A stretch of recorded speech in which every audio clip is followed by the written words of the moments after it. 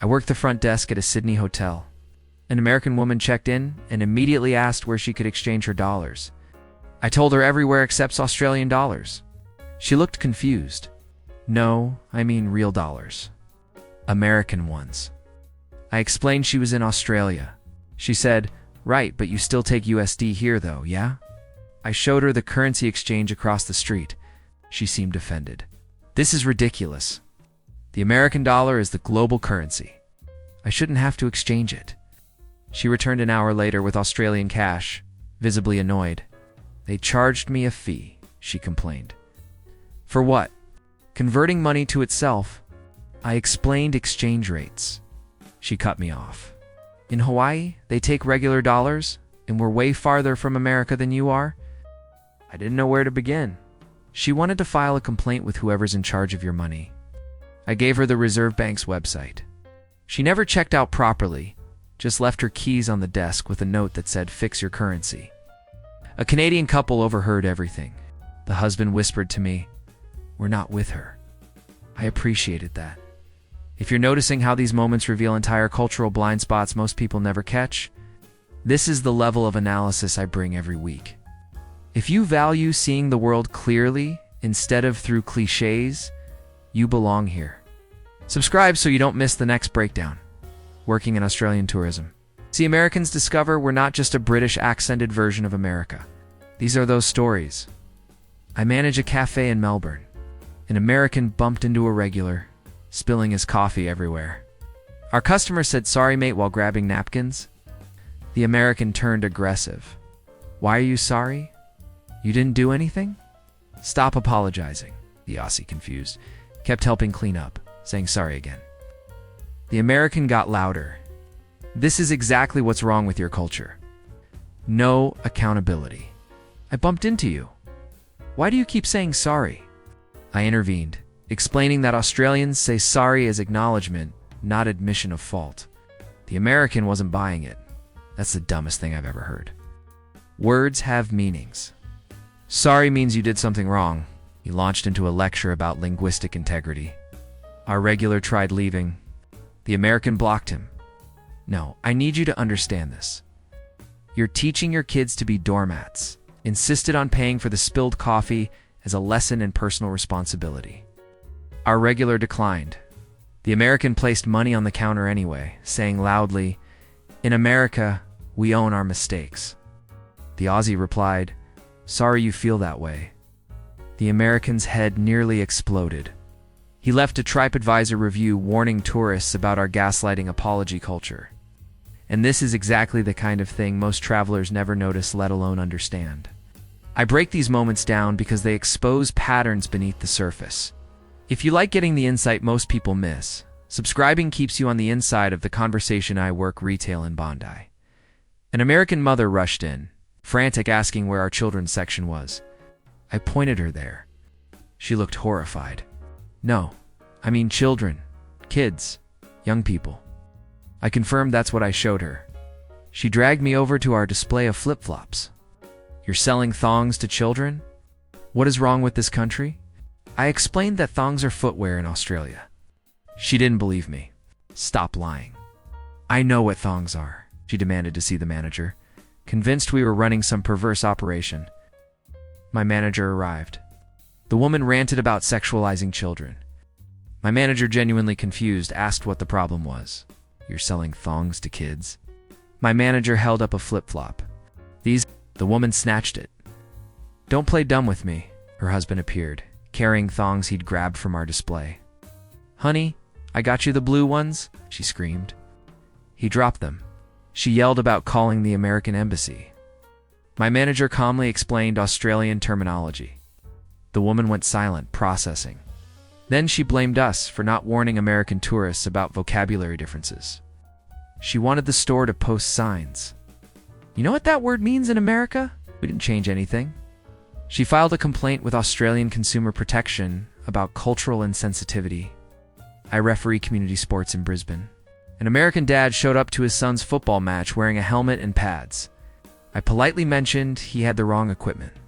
He laughed. "Buddy, I played college ball. I think I know football gear." I clarified this was soccer. He corrected me. It's called football everywhere except America, I said right. But here it's... He cut me off. Don't patronize me. I'm not some ignorant American. I did my research. His son ran onto the field in regular football kit. The dad looked betrayed. What are you wearing? Where's your gear? The kid explained this was soccer. The dad snapped. Stop calling it that. We're respecting their culture, remember? I explained that in Australia, football means rugby or AFL, and this was soccer. The dad's brain short-circuited. But you said, and he said, but everywhere outside America, ... He spent 10 minutes arguing that we were using terms wrong. Football is football. The hint is in the name. You use your feet. I mentioned rugby is also called football here. He said that was impossible because you use your hands in rugby. I gave up. He watched the entire match muttering about backward terminology. After the game, he complained that nobody tackled properly. His son never came back. I bartended in Perth. An American couple finished drinks and left a 20% tip. I chased them outside to return it. They looked confused. That's for you. For your service. I explained we don't tip in Australia, wages are fair. The man got defensive. I know how tipping works. I'm not cheap. Insisted our culture doesn't do it. He pushed the money back. Just take it. You earned it. His wife joined in. Honey, maybe they're too proud? They started debating my financial situation in front of me. The man said, look, I get it. Pride is important, but you don't have to struggle.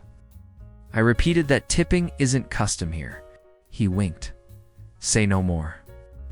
Union thing? He slipped money into my shirt pocket, whispering, your secret's safe. I took it out.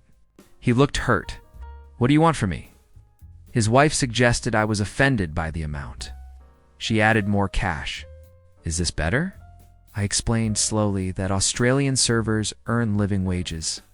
The man said, that's what they all say, and walked away. They returned an hour later asking why other bars refused their tips too. I suggested they stop offering. The man said sadly, I just wanted to help you people. They left the money on the bar just in case, and practically ran out. I'm a pharmacist in Adelaide. An American asked for Tylenol. I handed her paracetamol. She examined it suspiciously. This isn't Tylenol. I asked for Tylenol. I explained it's the same drug, different name. She disagreed. Tylenol is acetaminophen. This is whatever. They're different. I showed her the active ingredient label. Paracetaminofen. She squinted at it. Why does it say two things? I explained paracetamol and acetaminophen are the same compound. She insisted they were different because they wouldn't have two names for the same thing that's inefficient. She demanded actual Tylenol.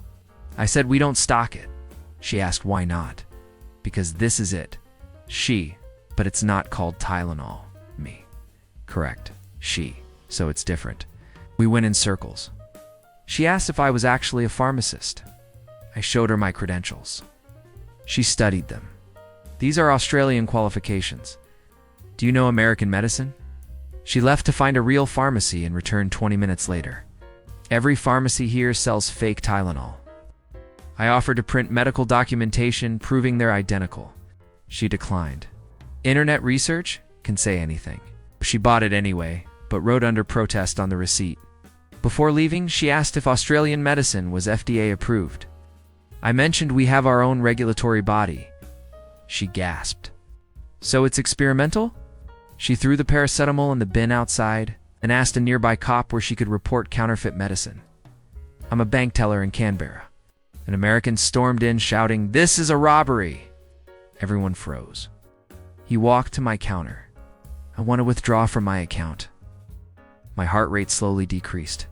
I asked for his card. He didn't have one. I explained I needed identification. He said, I just told you I'm American. That's my ID. Asked for his passport. He didn't bring it.